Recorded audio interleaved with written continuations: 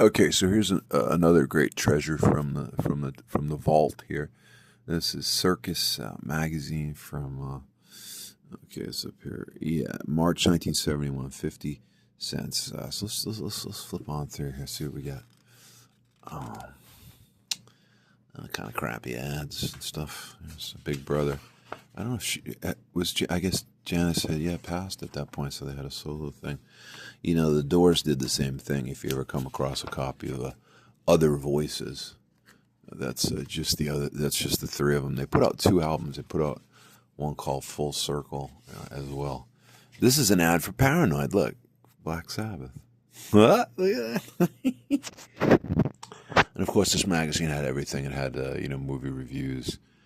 This one, they particularly they're reviewing Little Big Man. Which is, if you haven't seen it, great Dustin Hoffman film.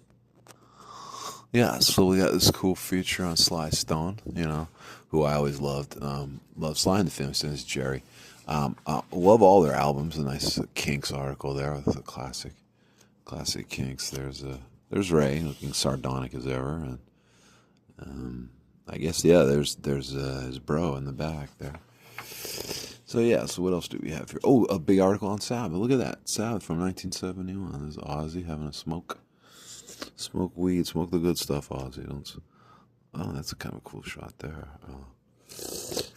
So let's keep going here. That's there they are again. There's Geezer and Ozzy there, looking pretty pensive. And, we even got a color shot back in the day, looking pretty spiffy. Joe Cocker, everybody loves that, that whole thing he did with the Woodstock. Oh, there's a Leon Russell there too. It's great. Mad Dogs and Englishmen is a great concert film. If you haven't seen that, there's more on Sly. Oh, there he is, hanging out. He always had such a great style sense, I always feel like.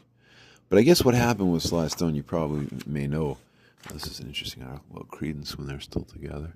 Cosmos Factory had just come out. But Sly Stone was famous for missing shows and stuff. Like he wouldn't show up, and like you'd have an arena of rioting people ready to riot and lose their minds, right? So that was a problem back then, Okay, so this is the Allman Brothers. This is like when their first album came out.